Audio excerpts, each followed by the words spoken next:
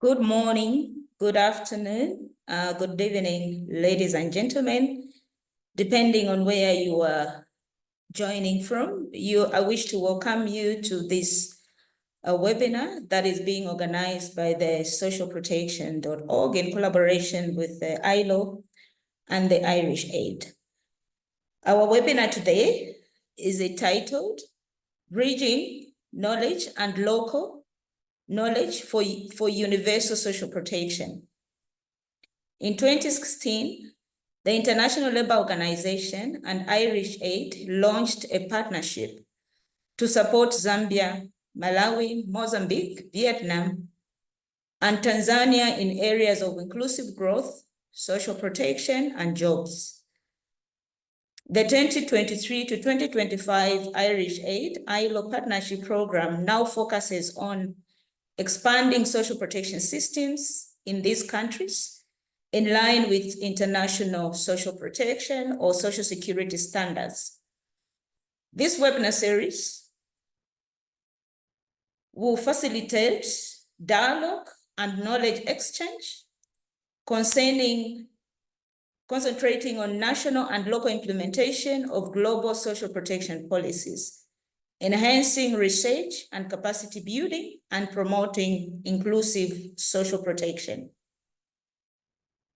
Next slide.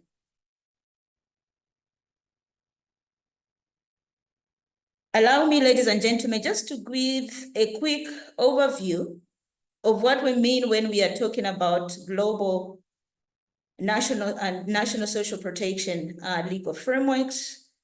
And by this, we mean the architecture of international social security or social protection law.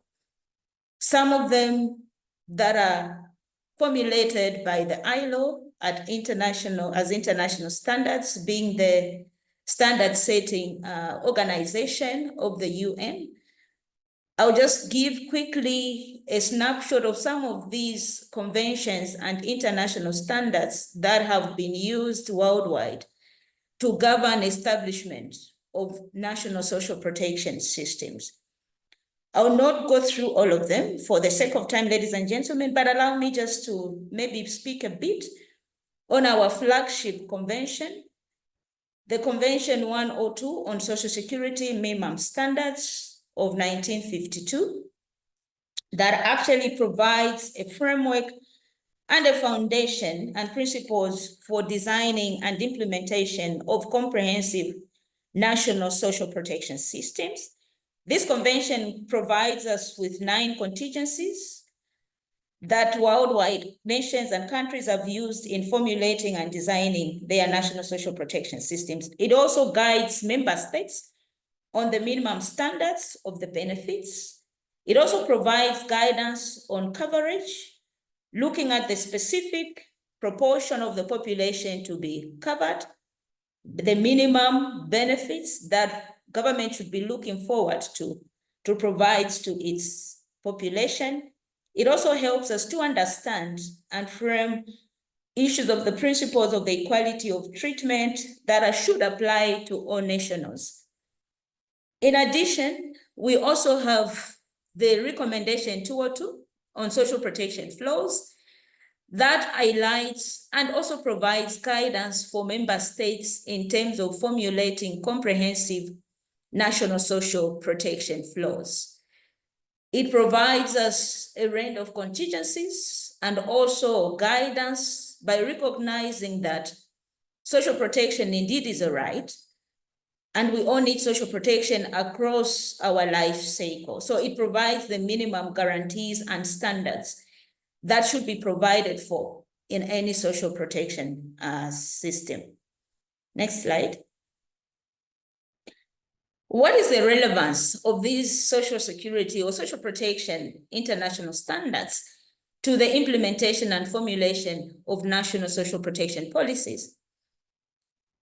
I just want to quickly highlight the 3 main ones, not to exhaust, and also in the interest of time. So one of them is that the international standards ensure that we promote coherency in terms of implementing and designing of our social protection systems, recognizing that social protection is a right. and it is needed to be provided in a sustainable manner. International standards also allow us to benchmark and provide for systems improvement in areas where we have gaps. And in cases where our policies are not aligned to national standards, it is a very good framework. They are very good framework to help us understand our gaps and then work towards improving our systems by aligning to the global principles and hence contributing to the achievement of sustainable development goals. So in a nutshell, it helps us to really bring to our systems global and national best practices that are critical in promoting comprehensive social protection systems. Next slide. I am your moderator for today. I'm Patience Matandiko, Technical Officer with the International Labour Organization, currently based in Malawi under the Lusaka Country Office. And to start our discussion today, this session brings together policymakers, practitioners, and development partners to explore how countries are translating international social protection standards into national policies and programs. We have a privilege this morning or afternoon or evening, depending on where you are, where we are going to listen to specific practical examples from Malawi, Viet Nam, and Zambia. These countries are going to highlight to us how each country is adapting global guidance to local realities, taking into account the context in which we are implementing our social protection programs, looking at the comprehensive policy reforms, legal amendments, and innovative policy designs. Next slide. Just allow me to go through a few essential housekeeping issues. We'll be having, this session is being recorded, and the recording will be shared alongside the presentation that will be available through socialprotection.org. And it will be sent to all registrants after the session. We'll use the chat box to present ourselves. We are encouraged, let's use the chat box to present or introduce ourselves and make comments or share any useful insights, as this webinar is meant to enhance experience sharing. There will be simultaneous interpretation of the languages, of different languages, and we have 3 languages that are available on this webinar today. We have French, we have Portuguese, and we have Vietnamese.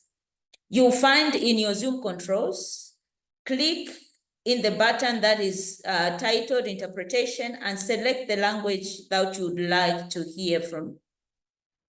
We have a Zoom AI generated automated captions. To use it, click on the CC closed captions, that is in full closed captions button to access this particular facility. Please, we are encouraged to share your questions with the speakers through the Q&A box that you find also at the bottom of the Zoom. And please state your name as you share your question, state your organization, and if your question is directed to a specific speaker, please make sure to mention and address it to the specific speaker.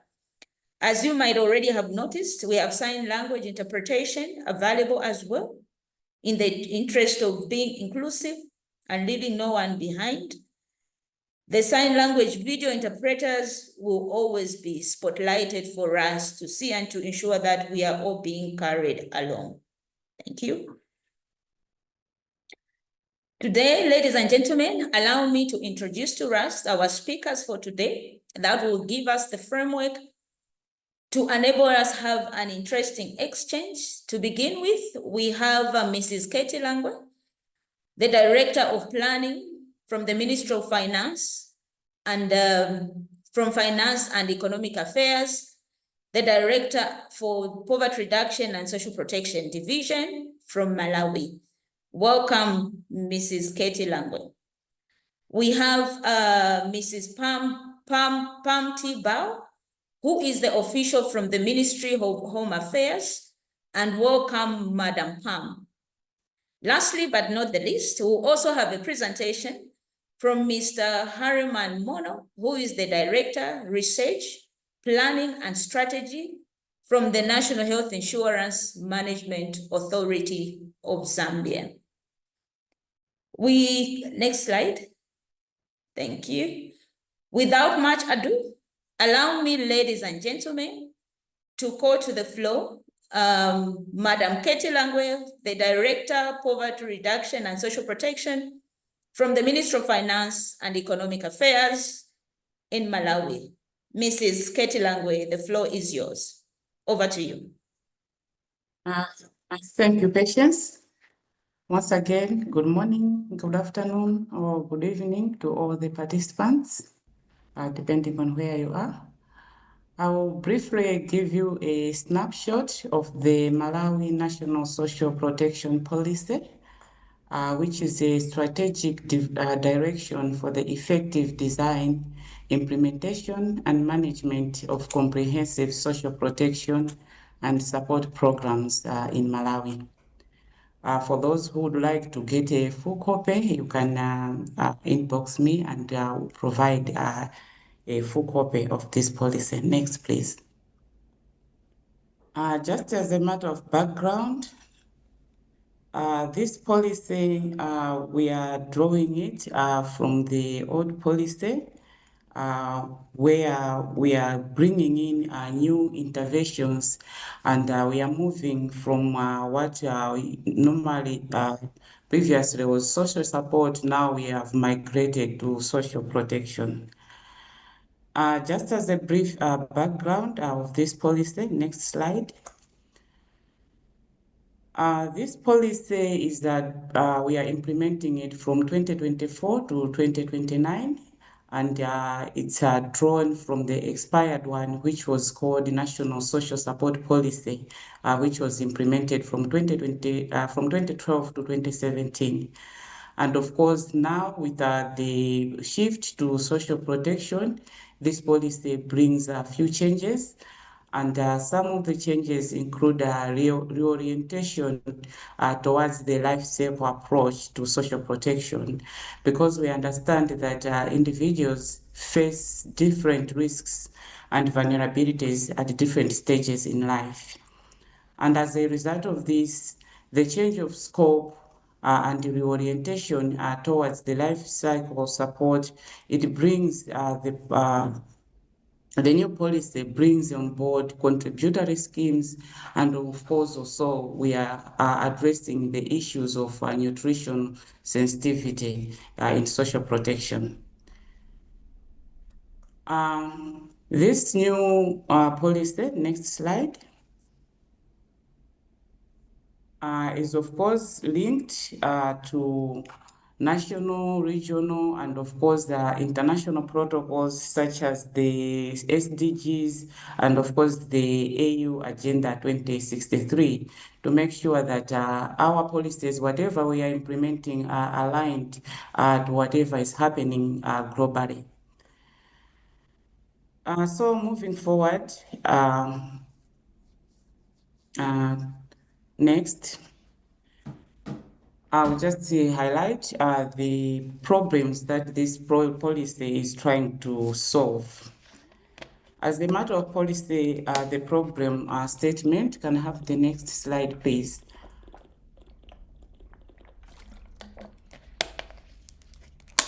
This policy is trying to solve a number of problems. Currently, we have some social security schemes which are existing, but we have realized that these are very limited, mainly to the formal sector. And the studies have shown that the coverage of social insurance programs that we have in this country are only covering about 1% of the population. So this policy is coming in place to solve that issue, to make sure that we are covering more population and more specifically to make sure we include people who are vulnerable and ultra poor. in these social insurance programs. So as a result of these skewed programs which we have been implementing in the past, it has resulted in the weak budgetary allocations and, of course, weak national and regional partnerships, and, of course, limited scope and lack of proper implementation action plans, because the contribution that it was making was, I can say it's mainly very insignificant. So after we implemented the policy, the social support policy 2012 up to 2017, we now went into the harmonized and integrated social protection intervention, which brings the response at a national level. Can I have the next slide, please?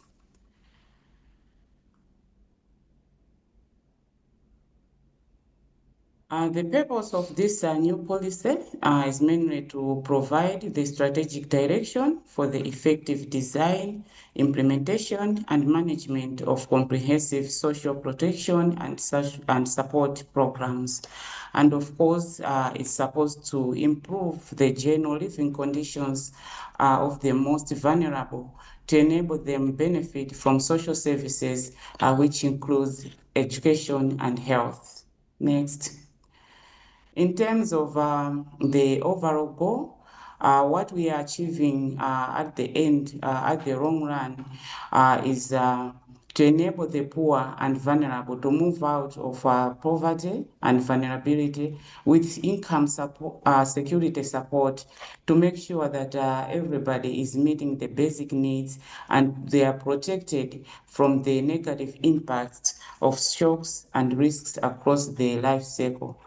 As we know that mostly, I think recently, most of the countries, especially in the SADC region, and I think globally, we've been experiencing impacts. We have been experiencing shocks, especially emanating from the climate problems. Can I have the next slide, please? So what are the outcomes of this policy? At the end of the day, in 2029, when we implement this policy, what we are expecting is to have the enhanced human capital development, enhanced resilience among the poor and vulnerable. We are expecting to have the strengthened shock-sensitive social protection system and the enhanced quality and coverage of social security, covering risks across the life cycle. And of course, enhanced social cohesion and enhanced institutional capacity for the social protection. Next. And the objectives of our policy, we have 5 objectives. The first one is to provide the welfare support to the poorest and the most vulnerable to improve their standards of living. And then the next objective is to combine welfare support with broader productive livelihoods interventions that assist populations at risk to withstand shocks and build a sustainable livelihood. Another objective is to build the foundation for providing a comprehensive, adequate, and sustainable social security or protection over the life cycle in line with international standards, and of course, including to make sure that we include those working in the informal sector. The next objective is to strengthen the systems that we have and the capacities of all the stakeholders. As we know, social protection goes across many sectors, and that invites more players who needs to be capacitated and, of course, coordinated. And finally, the other objective is to protect the long-term income generating potential for the poor and the vulnerable who we are targeting. The next slide, please. So this policy, we have 7 policy priority areas. The first one being the social safety nets. The second one, resilient livelihoods promotion. The third one, this is the new policy which is bringing the change from the old one, the nutritional sensitive social protection, where we make sure that our programs are also tailored to make sure that we are protecting life from the word go. So this pillar is mainly targeting the children from 0 to 5 years of age. Then the other priority area is the shock sensitive social protection to make sure that the beneficiaries are protected from the shocks which are occurring from time to time. And then the fifth priority area is the social security. The 60th is creating an enabling environment for social protection system to make sure that the programs are sustainable. And then finally, we have cross-cutting issues, which covers the issue of gender and of course disability among the vulnerable groups. Next slide, please. In terms of implementation arrangements, the programs under the social protection policy are implemented by several line ministries. As I said earlier on, that social protection cuts across many sectors. So we have several line ministries, the development partners, and of course the civil society organizations are implementing some of the programs. And then the Ministry of Finance and Economic Affairs, where I come from, supports the Office of President and Cabinet in playing the leading role. And we have other ministries and government departments playing different roles in implementing this policy. Next, please. And of course, as with the requirement with every other policy or strategy, we have a robust monitoring and evaluation system, which makes sure that we have efficient use of the available resources and make sure that we are properly and effectively coordinating all the relevant partners in implementing the social support programs, and of course making sure that we are monitoring the impact of social insurance programs on the poverty and vulnerability. Madam Lango, you have 3 minutes. You could be wrapping up. I'm winding up. Thank you. So in implementing this policy, we have some areas which we made sure that we need to not lose sight of in order to effectively implement this policy. We need to make sure that we strengthen the government steering. Effective coordination and leadership is very important in implementation of this policy. And of course, we also have to make sure that we have sustainable financing, especially domestically, to make sure that all the efforts that we are putting are sustainable and they can easily be progressing without losing the gains that we have. We also have the social registry, which has been in place for some time, but now moving forward, we are migrating to dynamism of this social registry to make sure that we are updating our data in real time so that the continuity and the sustainability of these programs is well secured. And then we have to make sure that we sustain the investments that we are making in the shock sensitivity and resilience building. And finally, we have the robust grievance redress mechanism, and we have migrated to the e-payment for our beneficiaries, and we have effective targeting through this social registry to make sure that these programs are effectively implemented to entail effective and successful implementation of our policy.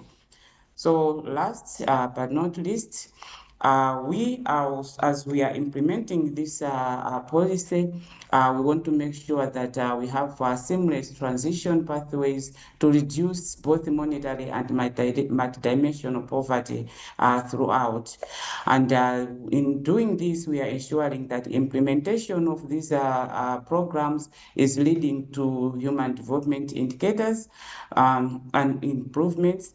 And of course, we have to make sure that implementation of this policy will contribute to the GDP through the enhanced productive livelihood. So, ladies and gentlemen, in short, that's the snapshot of our national social protection policy in Malawi. Thank you so much for listening. I welcome the remarks or questions at the end. Thank you. Thank you so much, Madam Lange, for giving us an overview of the new National Social Protection Policy for Malawi. You've highlighted clearly the objectives of the policy. You've really specifically also highlighted that the policy is aligned to international standards and also given us the key priority areas that the policy is trying to address. Thank you so much for that. Ladies and gentlemen, once again, please let's introduce ourselves in the chat. Also remember to type your question in the Q&A section so that we could have an interactive conversation after all the presentations are done. Without much ado, allow me now to call to the floor Madam Pam T. Bahoya, who is now going to give us a presentation from Vietnam. Over to you, Madam Pam. Thank you. Yeah, thank you. And good morning, good afternoon, and good evening to every participant. Can you hear me?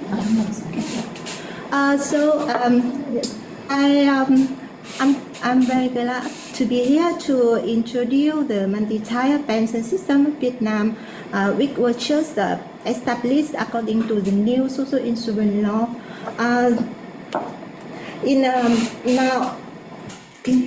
See, cái này có soạn cái chữ âm như đi được không? So next slide, please. Okay. Vietnam was born in 1945, but the first written regulation on social insurance had just been issued in 1961, and at that time the social insurance just applied for the worker who work in the state sector. It means that people who work in the government organizations. And then in 1995, the SI fund, the social insurance fund, has been established. At that time, it was independent of the state budgets. And from 2006, the first law on the social insurance of Vietnam has been issued, in which the voluntary scheme has been introduced to apply for the informal worker. And now, and then until 2014, the second version of the law on social insurance has been issued, in which the coverage of the social insurance has been expanded. And now, in 2024, the third version of the law on social insurance has been approved, and it is taken effect from July 2025. It means that it's very, very brand new of Vietnam. Right now, it is a very like the newest law in our system.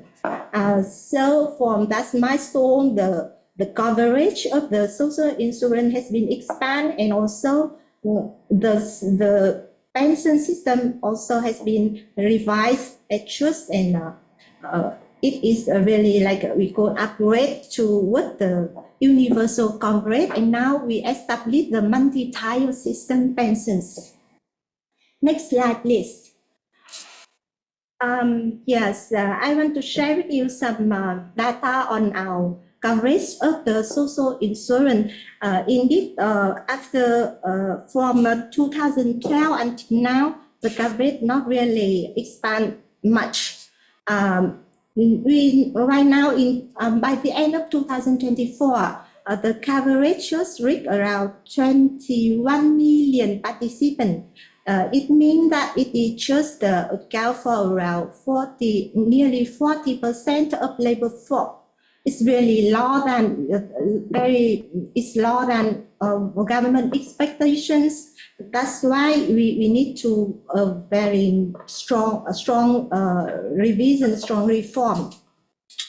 Indeed, the highest percentage is on the compulsory scheme applied for the formal worker and the informal sector, which accounted for the 60% of labor force, just provide around 2 million participants into the social insurance system. It means that in the future, it is really a big gap. It is for the elderly who have no chance to receive pensions.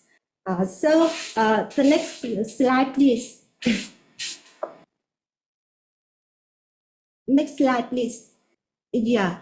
Here is the actual coverage of the beneficiary of the pension system before the new law in 2024.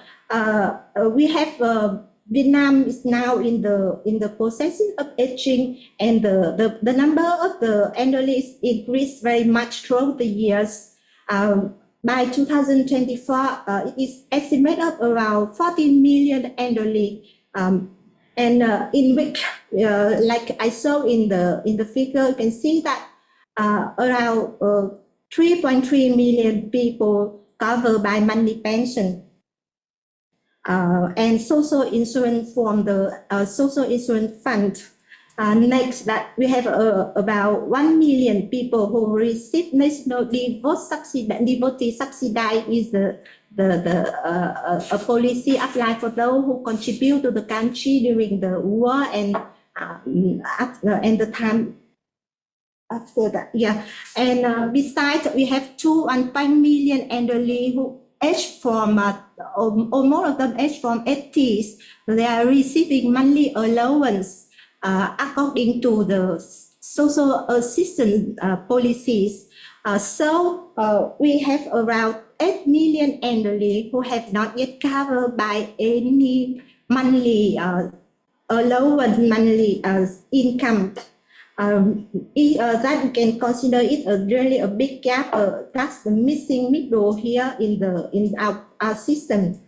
So we have to think about how to reform the system to try to cover all and to fill up this gap. That's why the new law has been issued, in which we try to provide some very new reform. This next slide. Here you can see that we're expanding the social pension by reducing the eligible age from 80 to 75 years old. It means that the elderly who reach the 75 years old without any monthly pension or monthly allowance will receive a monthly subsidy from the government that was considered as social pension. And also another very new scheme has been introduced that we can call bridge pension. The one who at retirement age who has been participate in social insurance but not yet enough contribution time to reach the monthly pension will receive a kind of monthly allowance based on their contribution, based on their premium and the time they has been participate in the system. I will introduce it later. We also reduce the vesting period from 20 years to 15 years. It means that who has participated in SI fund just at 15 years will enjoy the monthly pensions. We also make a very increase the pensioner in Viet Nam much. We also expand the coverage of compulsory social insurance to different worker groups. like a gig worker, like the house that we call housework. That household registered business and some other group. We also tightening the condition for withdrawing social insurance contribution. In Vietnam, before this law, the participant can be easily to withdraw all their payment into the SI fund after they stop contribution in a year. So people used to stop pay and wait for a year to withdraw all their contribution, and they leave the system. And in recent year, recently about 1 million participants have leave the system. So it makes that the coverage cannot be expanded, and those who leave the system will not have chance to enjoy the pension, because they will have no time to contribute enough, and they will be in the insecure income when they retire. That's why we also just leave some very specific for them to withdraw the payment, and they still live in the system with many support from the government, from the new scheme we have introduced. We also increase the state subsidy for people, for the worker who join to voluntary scheme. A small amount of subsidy from the state budget to provide for those who was informal worker who want to join to the social insurance system. That also, we hope that can encourage them to still stay in the system and to come back, and or the new one to want to join into the system. Also, some short-term benefit for participants also been supplemented to make all the scheme to be more attractive to the workers. So after the new law has been issued, we try to reform our social pension toward the system that we call multi-tier pension system. Next slide, please.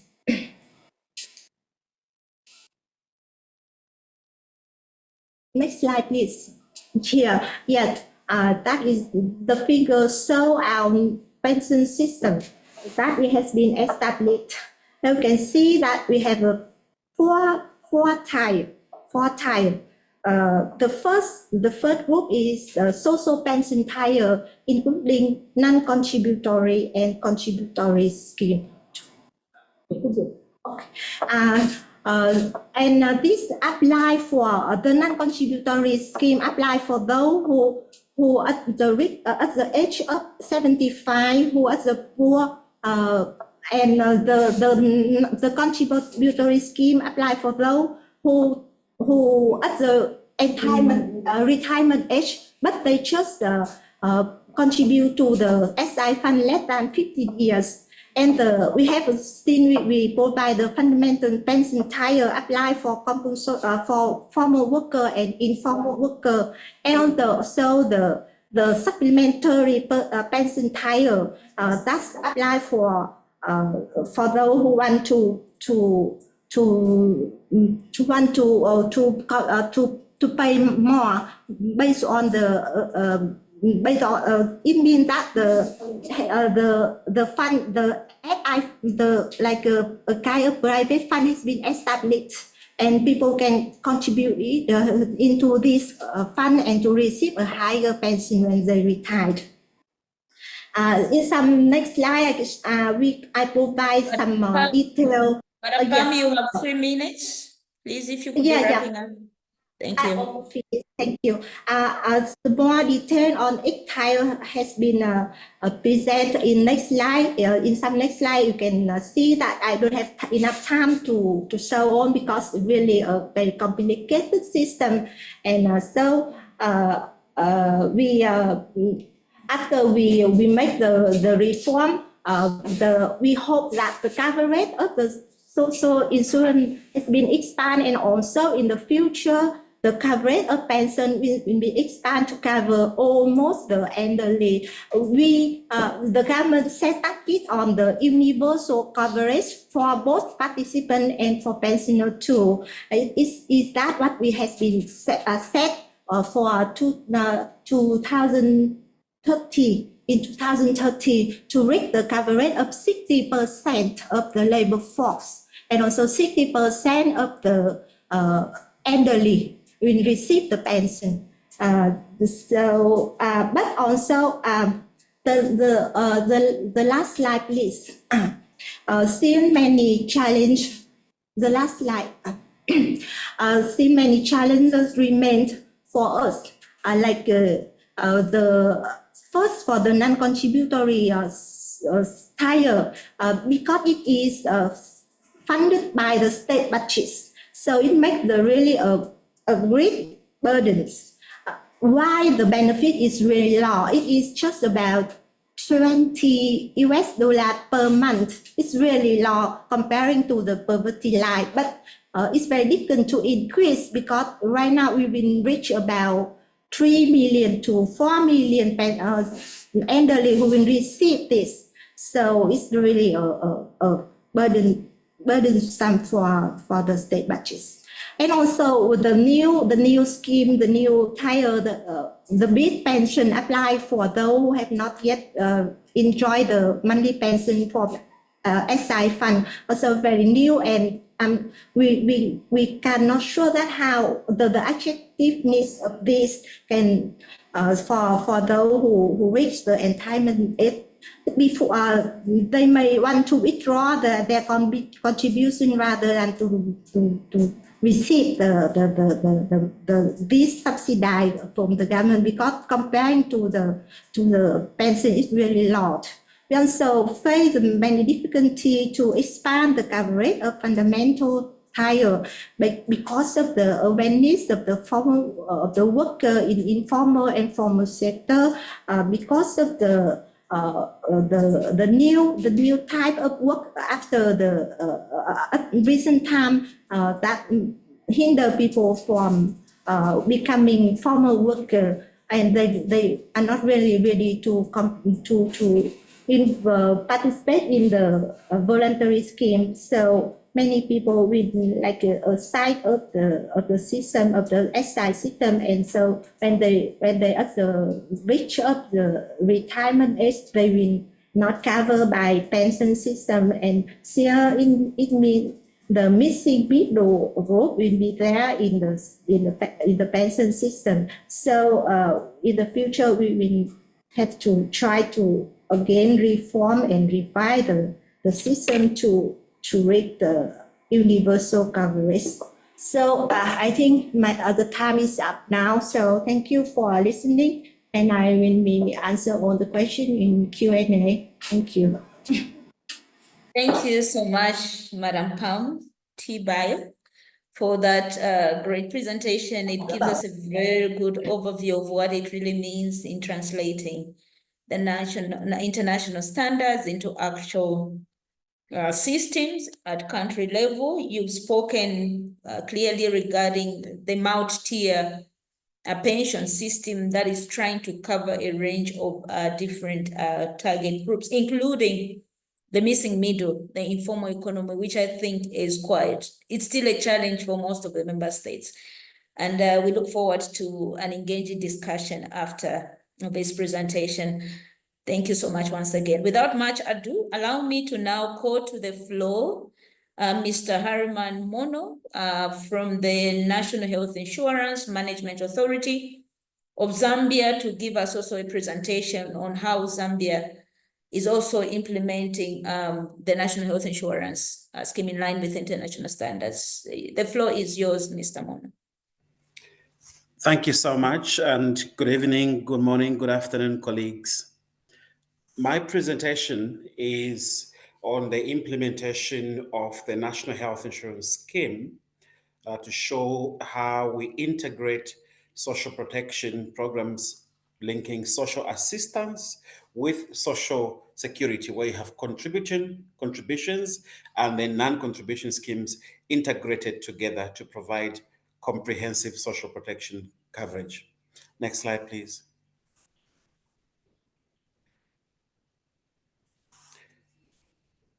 So this is just a background to my presentation. We can go to the next slide. Just briefly, the National Health Insurance Scheme is a mandatory contributory scheme in Zambia, which is a financing mechanism aimed at enhancing access to healthcare services and being a vehicle for achieving universal health coverage, such that when members of the population feel ill, they can access healthcare services without suffering any financial hardship. So it provides financial risk protection from catastrophic expenditures that arise as a result of illness. It provides access to health financing for the healthcare system so that healthcare providers have adequate resources to provide healthcare that the people need. It aims at enhancing access in equity to healthcare services, in that there is no discrimination in accessing healthcare services, irrespective of how much one may have contributed. And it is anchored on the ideal that access to health is a human right, and therefore everyone must access the services they need without suffering any form of financial hardship. And ultimately, the scheme is a vehicle for achieving universal health coverage, but also importantly, a vehicle that makes possible the social protection flows, where everyone can have access to the health services they need at the bare minimum without any form of discrimination. Next slide, please.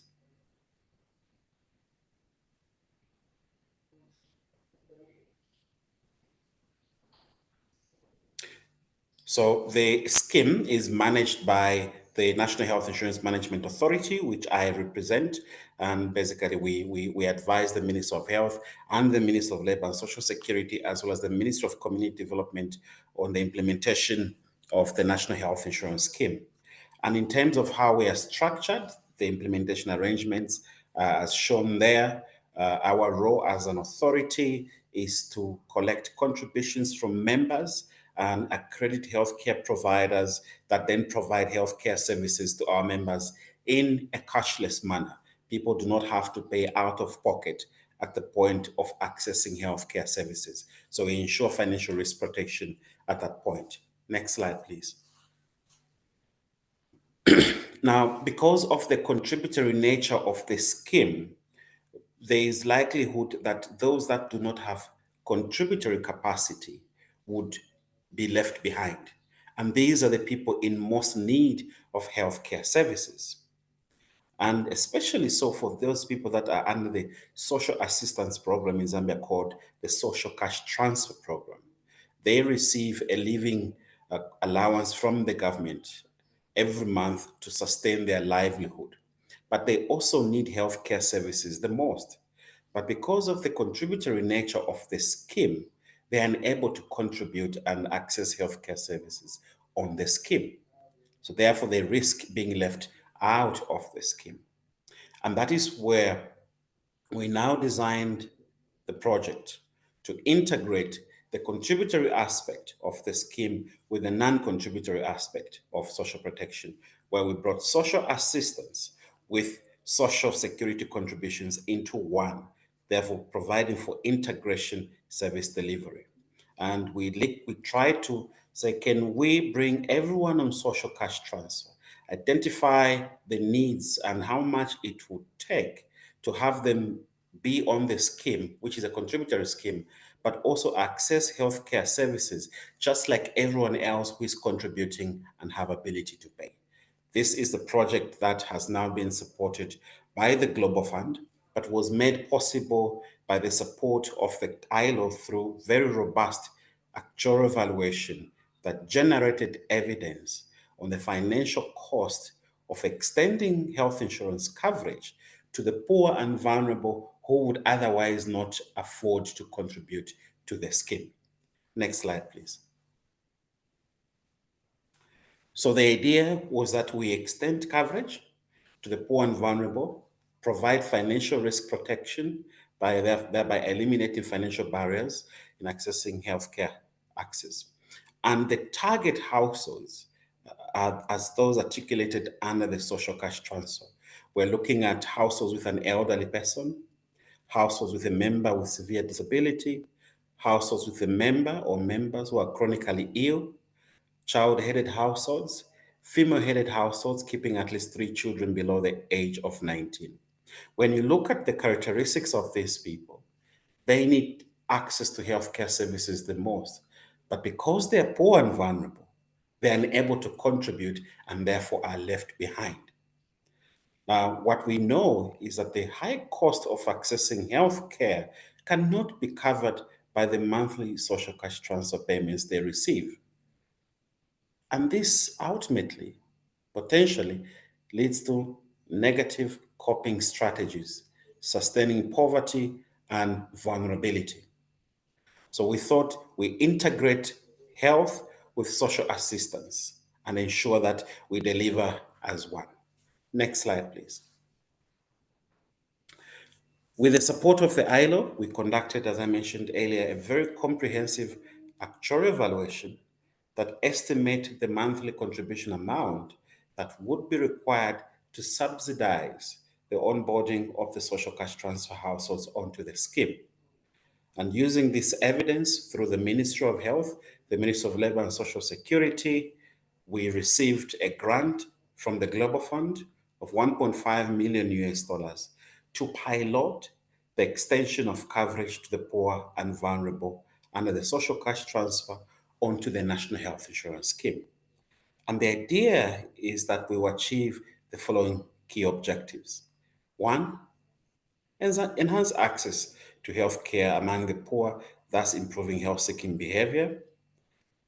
Two, provide financial risk protection to the poor and vulnerable individuals and households.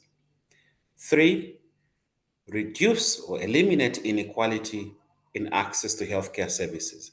The people that we are supporting under the Global Fund are accessing the same healthcare services as everyone else under the scheme. We create an impetus to deliver integrated social protection by linking the Ministry of Health to the Ministry of Community Development and Social Services in the provision of public services. And finally, we will generate evidence on the financing needs that are required to provide integrated social protection as we are delivering under the Global Fund supported pilot project. Next slide, please. So the key intervention under this support is that the Global Fund, through their contributions, would pay premiums for persons under the social cash transfer who are deemed poor and vulnerable, that are on ART treatment, persons with disability, as well as those that live in high TB-prone areas and are under the social cash transfer program. So the contributions for their premiums will come from the Global Fund. We will facilitate the onboarding of all these people to access healthcare services through sensitization registration in an integrated manner, where we have the Ministry of Health, the National Health Insurance Management Authority, working with the Ministry of Community Development in an integrated manner to provide services to our identified beneficiaries. And then, of course, conduct public awareness campaigns, again, in an integrated manner rather than through silo fragmented approaches targeting the same beneficiaries. And with the evidence we got from the ILO-supported actuarial evaluation, it was estimated that the cost of extending comprehensive healthcare service coverage to the poor and vulnerable is US $2.5 every month.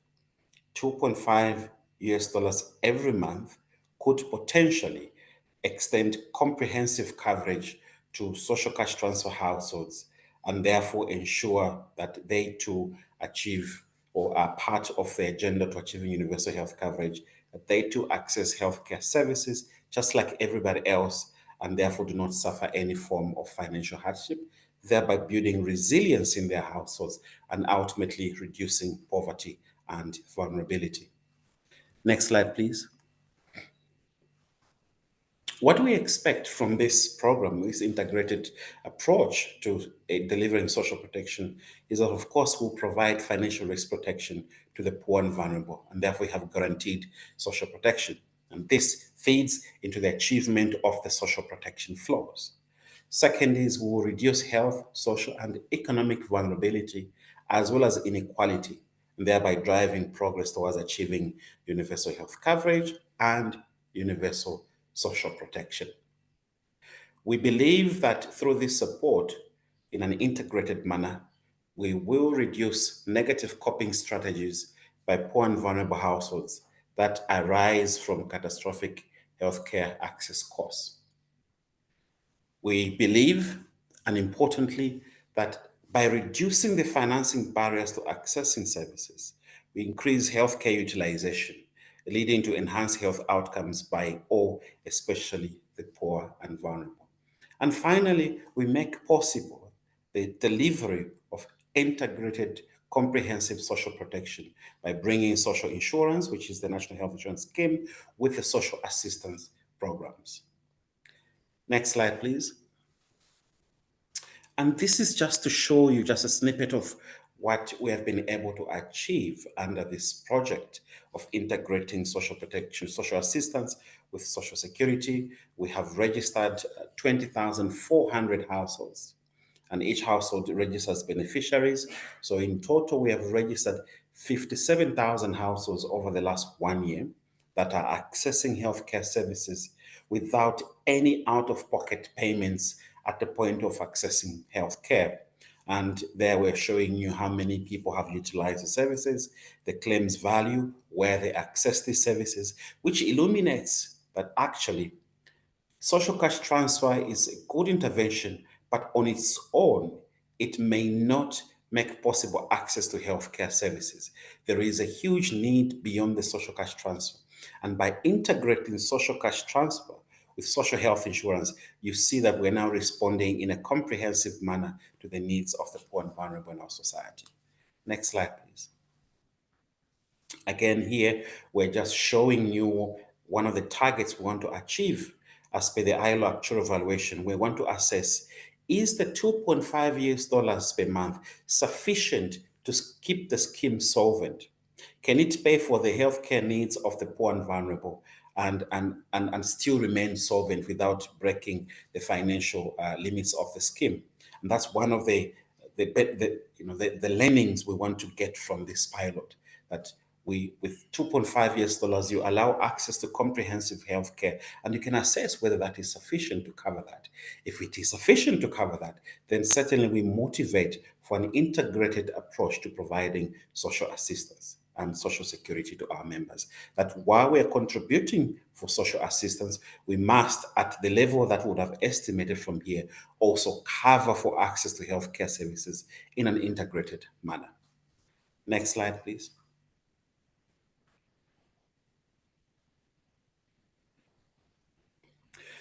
So what have we learned from the last 1 year of our implementation? The number one benefit is that integration of protection programs allows for speed of program implementation at the least cost possible. By sharing beneficiary registers under the social cash transfer program to be onboarded onto the scheme, it was easy for us to immediately register and onboard these people without any additional costs. And that allowed for immediate access to healthcare services. So by delivering in an integrated manner, not only do you deliver speedily, but you deliver at the least cost. So integration is the ideal way to go. But we also see that integration of these programs makes possible for a progressive implementation. You have 2 minutes. You have 2 minutes. If you could be wrapping up, thank you. Thank you. Integration of social protection programs makes possible for a progressive implementation of programs with each building on the other. We started with the cash assistance programs, then now you have the health insurance scheme building on top of that. So thereby making possible the achievement of the social protection flows by laying one foundation on top of the other. But implementation also means that it is significantly reduced. The cost, the efficiency of delivery is enhanced if you integrate. So reduce cost and enhance efficiency in service delivery when you integrate program implementation. Next slide, please. A bit of challenges, and this is my last slide. Of course, what we noticed when we started is your fragmented information management systems. So what we're motivating for now is the need to integrate information management systems for all the social protection programs. There's many silo programming that we have noted, and such of these silo programmings running independently, replicating resources, and therefore not being efficient. We need to integrate these. And then at the national level, of course, there's a strong over-reliance on donor funding, which threatens the sustainability of the continuity of these programs. There is need to have the enhanced role of the state from inception to ensure sustainability. And the solution to this, finally, is use the existing information management system. For us, we use the information management system under the social cash transfer program. We use the same structures, the human resources and governance systems, so that we do not replicate the processes. And of course, from the start, ensure that there is central government financial commitment to ensure sustainability beyond the donor support that is expected to run out after 3 years. Thank you so much.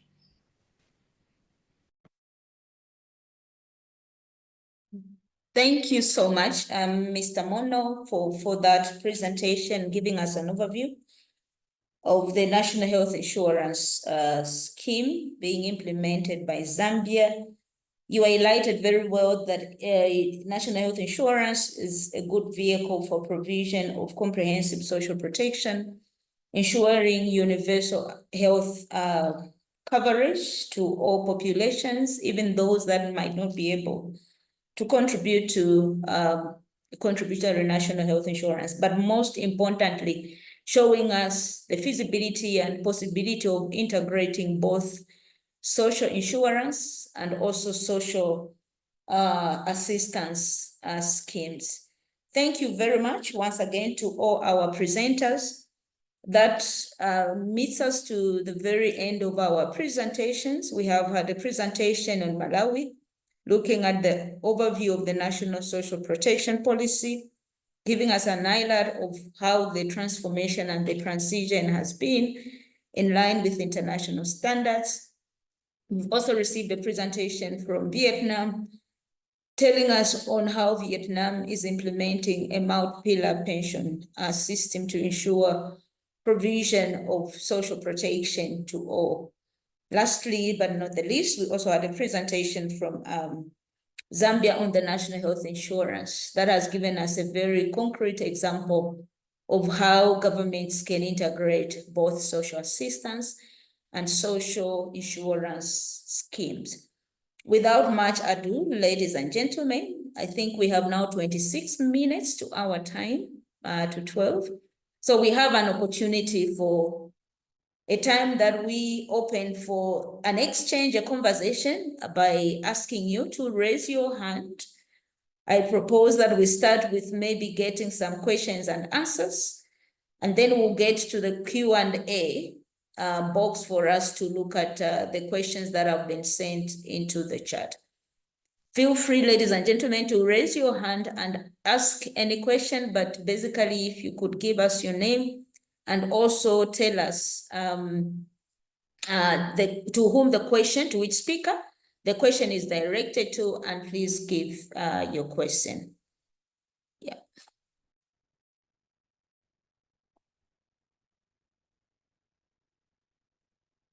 I'm checking for hands.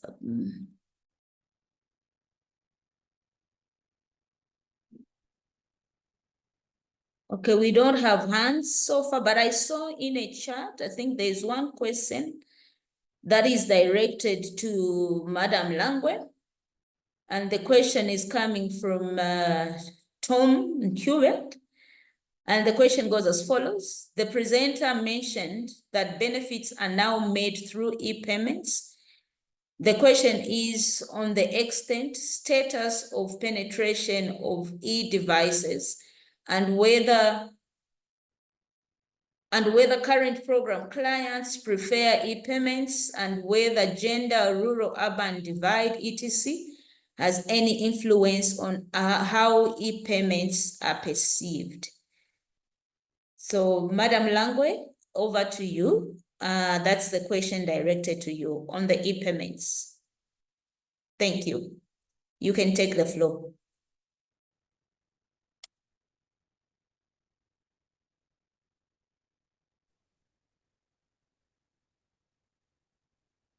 Thank you so much for that question.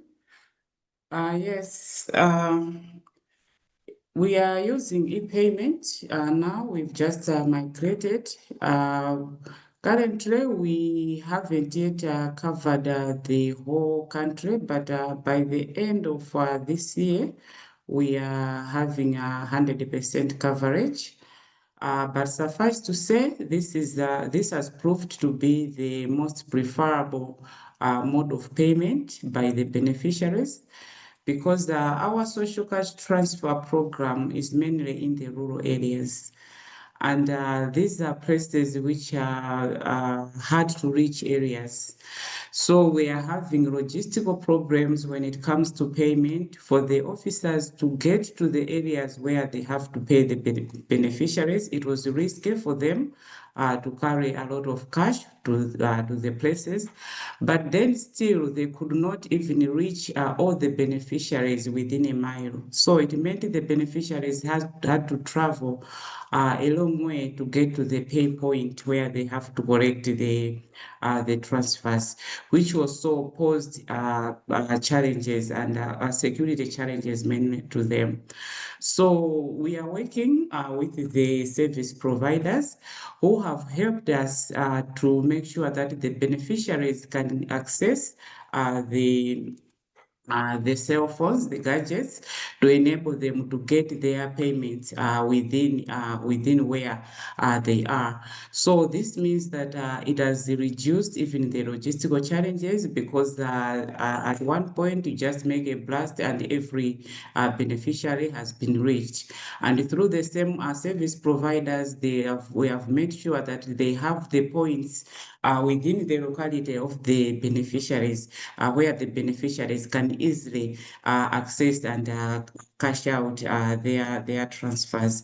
So this has really proved to be very efficient and even very beneficial, and it's preferable by all the beneficiaries. Currently, what we are doing is where we have the e-payment services, it's just one service provider per area, where we have managed to get the contracts with the service providers. But moving forward, we are going through, we are having a choice model where the beneficiaries will be able to choose the service provider where they want to receive their transfers through, depending on which service provider is near where they are. In terms of gender and urban and rural, I think there is no disparity there. As I said, most of these programs are implemented in the rural. Just a few shock-sensitive programs which we have currently implemented in the urban areas, where I think normally it's not a problem for people to access it through the e-payment. But currently, mostly the social cash transfer, the normal, the generic social cash transfer is in the rural areas. And in terms of gender, we have the categorical most of the beneficiaries in terms of the percentage, the higher percentage are women. So these they have equally access to these gadgets to enable them to get their transfers through mobile payment. I hope I've answered your question the way you've got the information which you're looking for. Thank you. Thank you so much. Thank you so much, Madam Langwe. And allow me to proceed to the Q&A chat now. And please, ladies and gentlemen, those that have typed their questions in the main chat, we ask you that you could kindly just type them in the Q&A section so that we can keep track of them. And then also we would like to follow through and have an opportunity to reply to you in writing in case we don't make it to answer all the questions. The next question is from Anna McCord, and it is going to Zambia, Mr. Mono. The question is, how long will the Global Fund finance payments, and what are the plans for continuing this in the long term after the Global Fund financing finishes? Is there a commitment to the medium or long-term financing by the Ministry of Finance, e.g. in the MTEF, and how did you achieve this? Thank you so much. Over to you, Mr. Mono. Thank you so much. The sustainability discussion is that the state will take over the contributions for the social cash transfer households after the initial support from the Global Fund, and that the contribution will be part or will be earmarked as part of the social cash transfer contribution. We have begun our engagement with the Secretary to the Treasury. I think the business case is very clear. So this project right now is seen as a pilot, and the whole idea is to generate the evidence on how much would be required as a contribution by the state. Is the $2.5 US sufficient? If it is not, what will be the required contribution? And so far, the discussions have already begun with the Ministry of Finance that we will need their support moving forward after the Global Fund initial engagement. We also continue to engage with the Global Fund because what we are seeing now that it is actually cheaper to offer integrated healthcare service deliveries that include HIV, TB, and malaria as part of the National Health Insurance Scheme benefits package. So the future of our thinking is that perhaps funding for HIV, TB actually should come not as a separate vertical pool, but as part of the pool under the National Health Insurance Scheme, so that all services are provided in an integrated manner. So far, we've received very positive responses from the Minister of Finance, and we are hopeful that after the 3-year support, we may get the state beginning to come in to provide a segment of the contribution as well. We are continuing to make a business case for the next Global Fund grant cycle, and I think we will be successful in the next grant as well. But like you said, ultimately, the state has to move in. And so far, that's the direction we're taking. Thank you so much, Mr. Mono, for that question. Really also just emphasizing the need for also integrated benefit package to ensure efficiencies. Allow me also to go to the next question, and I think this is from Cambodia, from Stream. And the question is to all the panelists, I think maybe to Zambia and Vietnam. It is talking about how participation in self-paying schemes and best practices to maximize participation in these schemes. How has been the participation in the self-paying schemes, and what are the best practices that have been used to maximize participation in these schemes? Maybe we can start with Madam Pam from Vietnam, and then Mr. Mono, you can take up the floor to respond in regards to health insurance. Over to you, Madam Pam. Yes, it's a very good question. We also pay the dividend to expand the paying scheme. I mean the fundamentals, the tire that to encourage people to pay into the fund and let them wait for 20 years or longer to receive the monthly pension. It's really difficult for us to ask them to do so. I remember that our ILO colleagues talked to us that compulsory is much better than just encourage them or let them voluntary to participate in. So the compulsory title is applied for formal worker. It is the first. It means that we make a labor scheme to ask them to ask all the employer and employee to follow the regulation on the social insurance. It means that they have to pay on the SI fund, and if they don't do that, they will be be punished by different type of and the punishment is a little bit higher and higher after we revise the law. Of course, it's really a very sensitive issue now. We also encourage them by increase the awareness of people to know that it's much better that to let them try in by themselves. I mean, they recognize the advantage of the system. And we talk about the future, the income secure, and also the next step is that the government provide a small subsidy. With that, even it's very small, but it is the participation of all. It means that from the worker, from the employer, from the and the government too, three participate in this to encourage people to show them the benefit. The short-term benefit also very important for them, like the maternity, like the sickness benefit, and that's for the short term. And but what we think about is the long term. It means the pension.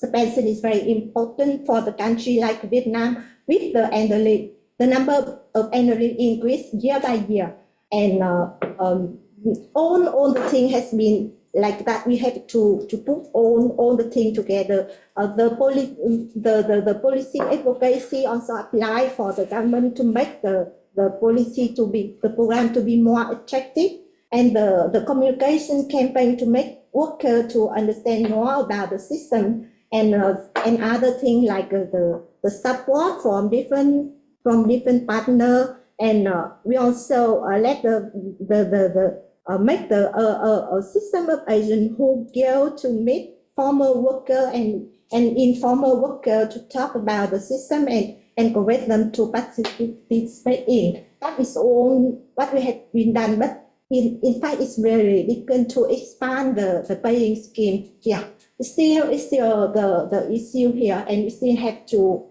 put more effort to do that. Yes. Thank you. Thank you so much, Madam Pam Bao. I would like to, I had a question as well for you, but let me ask it at the end.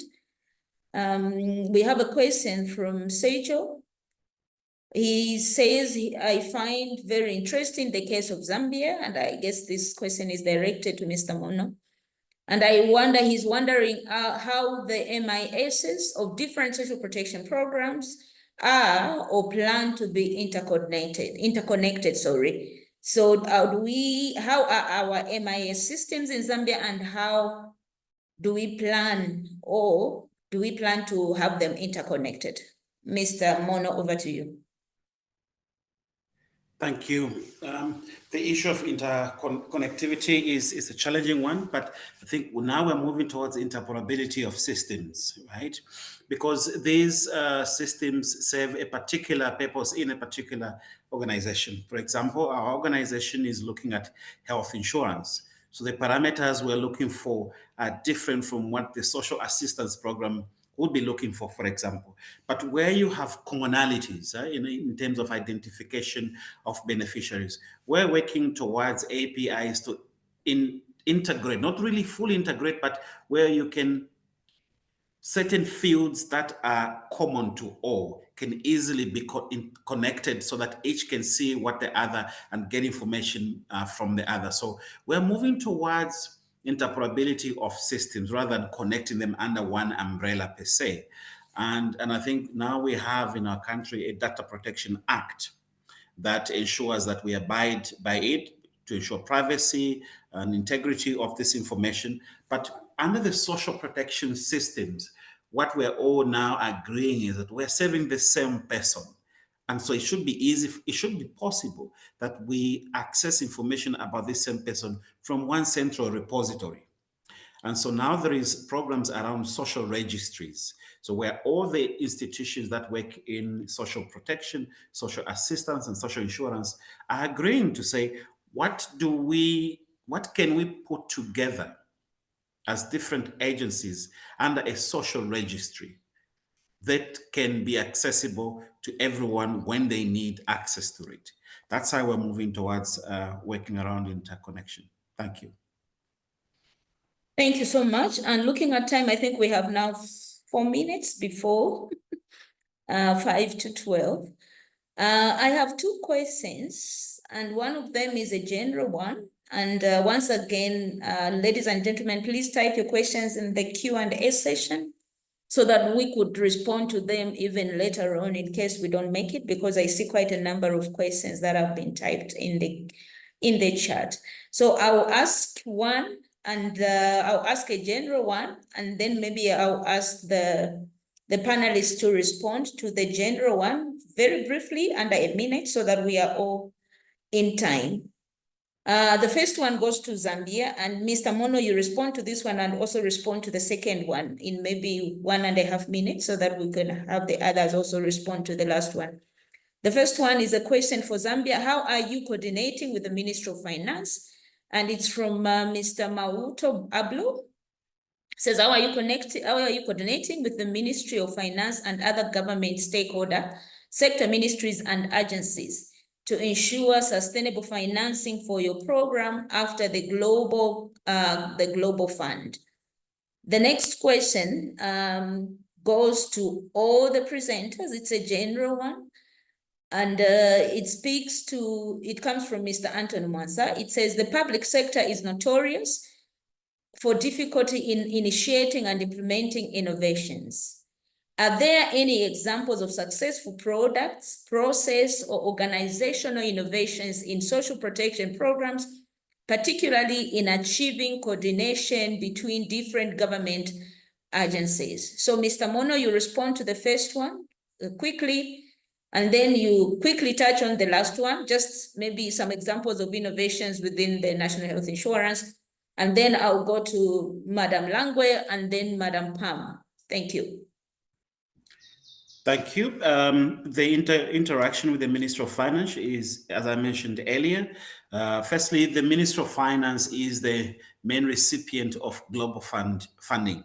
So the Secretary to the Treasury is a signatory to the grant that we have. And in our discussions, it was very clear that this is catalytic funding that needs to be picked up by the state moving forward. And so what we're now discussing, as I said, through the business case we're developing, is how much would be required as state financing in the national budget annually to sustain this process beyond the initial support from the Global Fund. It is expected that the state will provide that support because that is in the law. And so all the Global Fund has done is to trigger the initiation of this process, which will be sustained by national budget financing annually. In terms of innovation, well, we think this is an innovation that you can now integrate service delivery, bringing a contributory scheme and a non-contributory scheme combined to deliver services to the poor and vulnerable members of society that would otherwise not access healthcare services. So the innovation is in one, bringing together all the different systems combined to deliver service to this one particular person. But importantly, the innovation in triggering the support through external funding, where you have the catalytic support and the support from the ILO, the European Union, to generate the evidence on which decisions about financial sustainability will be based. Thank you. Thank you so much. Mr. Miguel, please, can I ask you, we recognize your hand, but let me ask you please to type your question in our chat as we are running out of time, so that we'll give an opportunity to our panelists, the two panelists, to respond to this general question on innovations, and then we'll work around sending and responding to the questions that haven't been attended to. Over to you, Madam Kate. What are the innovations? Are there any examples that we are using, a case of Malawi? And how are we going around this? Thank you. Over to you, maybe under a minute. Thank you so much. I think I can say that what we have identified as priority areas in our policy, most of them are innovative ideas. And in terms of how to make them a reality, we have the governance structure, which is in place for implementation of this policy and the programs which are stipulated in it. As I said, this social protection implementation, or rather the sector, it cuts across many stakeholders. So we have several line ministries, including the local government, which penetrates in the local areas. We have the ministry responsible for gender, child welfare. We also have the civil societies, organizations, and even the development partners. So as the Ministry of Finance, we are there as a policy holder. We coordinate all these stakeholders. So all these initiatives, yeah, they are possible. They are it's something which is really feasible. Of course, just like most of the countries, we have the fiscal constraints where the resources are not enough. Like in the case of Malawi, most of our programs are donor funded. We are working now on a domestic financing strategy in social protection, where we are exploring ways on how we can expand on the domestic financing to make sure that we improve on how we reach out to the beneficiaries under the different programs. I don't know if I can proceed to just quickly respond to one of the questions on the chat. Yes, Okay, please go ahead. Yes, please go ahead. Okay. Thank you. There's a question from Adam Nyundo on how we are ensuring that a social cash transfer in Malawi is child sensitive.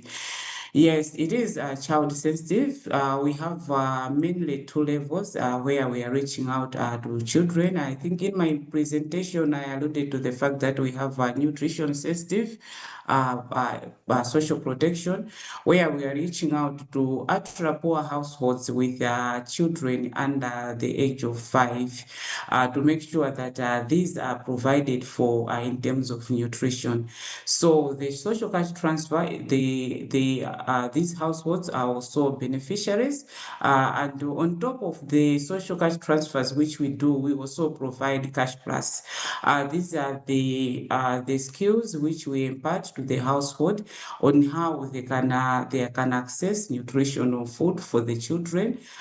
We teach them how to do some small backyard gardens to make sure that the children are provided for. And when they reach the school going age, there's also a top up which we give to these ultra poor households. On top of the normal cash transfer, we add up a top up to ensure that this child is also going to school. Of course, in terms of monitoring, we are not doing as much as we would like in terms of monitoring, but we still have our officers through the district offices who are doing ad hoc monitoring in these households to make sure that this nutrition is provided to the children and they are able to go to school. And actually, even at school level, we also have the school feeding program, which is available in most of the primary schools to make sure that these children from poor households are also able to access food while they are at school. So I think I've answered your question, Mr. Nyundo. Thank you. Thank you. May I just request that we have 2 or 3 minutes more above time to allow Madam Pam to respond, but I just have one quick one back to you. I think it's quite critical. It is typed in the chat. I'm tempted to ask you, Madam Kate, it's regarding the e-payment in Malawi, that there have been issues of other people being taken advantage of by mobile service agents, and even sometimes their own relatives, because they don't know how to use mobile phones. The question is, what does that say about how inclusive the system really is? And what about the liquidity? Why are people still having to travel long distances just to get their cash? Because agents don't have enough money. So just putting you on the spot just within a minute, if you could respond to that, because I think it's quite critical. And then we can go to Madam Pam. Thank you. Yeah, for the question on payment, indeed, in Vietnam, we also transfer for the to pay by cash at the deck, like people to visit the post office to receive their cash. But now we change to e-payment. We encourage elderly to open their bank account, and the pension will be transferred monthly directly to their account. But of course, elderly do not change their habitat. Mean that they have they familiar with go to a payment slot to receive the cash, to meet each other, to talk and to drink, something like that. But we also make an encourage by open the bank account without any charge, to provide the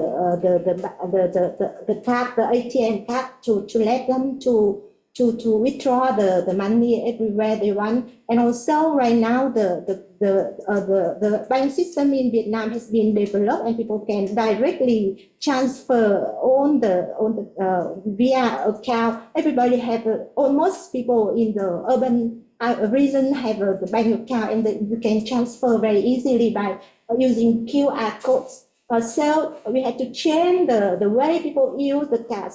Not only the how to pay the pension, but how to pay other service and buy products. It means that e-payment is not in the social protection sector, but also apply for all. So make people familiar with e-payment. So people will open the bank account at commercial bank and use this bank for all the services relevant to finance.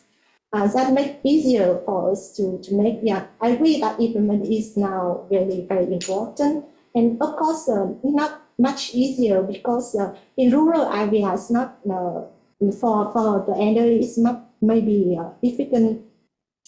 We encourage them to, if they can't use their own bank account because they don't know how to use, we encourage them to assign for a younger family member to help them to receive this. Of course, the authority like that may have to extend after 6 months or after a year, may take a time, but also the staff, local staff support them to do so. It's a some practice for Vietnam. Thank you. Thank you so much. Madam Kate, did you want to also add on the e-payment and the question around the vulnerability of the older persons and the distance? Thank you. And then after that, we should be wrapping up. Thank you so much, Patience. I think what I can say is that with every system, we have challenges. And in my presentation, I said that we have a robust grievance redress mechanism, where we encourage people when they have issues, they give us they raise those issues through this system, and we have received some grievances in terms of people not getting their money, but mostly some of these issues are to do with misalignment. Sometimes people, when the name which they register, sometimes it differs with what actually they have, like their ID. So sometimes it's the issue of mismatches. But still, if you have some evidences of some people, some elderly being maltreated like that, I think through our systems, those things can be addressed. We are also working on a robust communication strategy to make sure that all our beneficiaries are aware of where they can go in case they are maltreated. But as I said, some of the issues are just to do with mismatches. Sometimes because the people, they even they lose their SIM cards, because some people, Much as most of them, we have made sure that they access the mobile phones, some because of some problems, some shocks which they've made along the way. Some beneficiaries have ended up selling their handsets. So they just keep the SIM card, and sometimes they lose the SIM card or they lose the information. So it's really a high order for us. We have to make sure we are still working with the communities to train them, to capacitate them on the issue of digital platforms, to make sure that they are really conversant on how they can be assisted. So we have the structures right to the community level where the beneficiaries can reach out in terms of accessing their transfers. In terms of agents having inadequate cash for people to cash out, this is why we are now embarking on a choice model to make sure that the beneficiaries are able to choose the service provider who is readily available in their community. Because currently what we are doing, we have two main service providers, mobile service providers in Malawi, that's Airtel and TNM. So most of the communities, they have either Airtel or TNM, but the service providers, in some areas, they are not readily available, and we acknowledge that some of them, they don't have enough liquidity. That's why while we are still working with the service providers to make sure that they rectify this problem, we are also doing the choice model to make sure that the beneficiaries are working with the structures which are already there available in their locality.